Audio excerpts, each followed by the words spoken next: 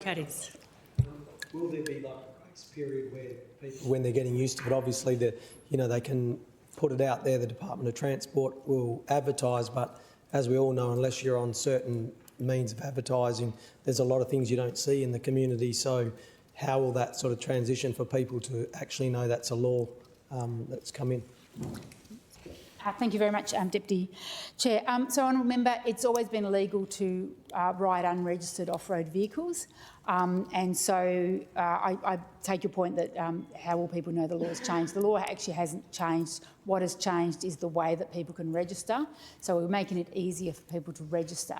But with regard to communicating the higher penalties, I'm sure there'll be media statements, etc. We'll be going through those users, but we haven't changed it from people don't have to register them if they're riding them off of private properties to now they have to register them. There's been no change there, so we're not bringing in a new law as such. What we're doing is making it easier to.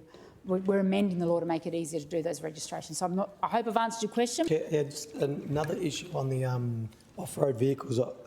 I looked up the definition of off-road vehicle and any vehicle that's not registered for on-road, and I was just wondering, with all the technology now and the different sorts of off-road vehicles, you could class them if they're not registered on-road. Like, I can use the example of when I used to take my son on his motorcycle. I also had a little 12-volt quad that my daughter would jump on, but it did about 3 or 4 kilometres an hour. Is there a definition of what will be classed as an off-road vehicle that you have to pay the $35 to register? Thank you very much, Deputy Chair. Member, I'm afraid I'm not necessarily going to be able to give you a clearer definition. So, as you said, the definition under the Act is a vehicle that is not licensed, deemed to be licensed, or the subject of a permit under the Road Traffic Vehicles Act. So the Road Traffic Vehicles Act 2012 is therefore, I guess, the Act we should be referring to. I don't have a copy of that Act here, and I am with advisors from the Department of Local Government, Sport and Cultural Industries, which is presumably a quirk of this particular Act, sits under the remit of the Minister for Local Government. I don't have the Minister for Transport, and I don't have advisors from the Department of Transport.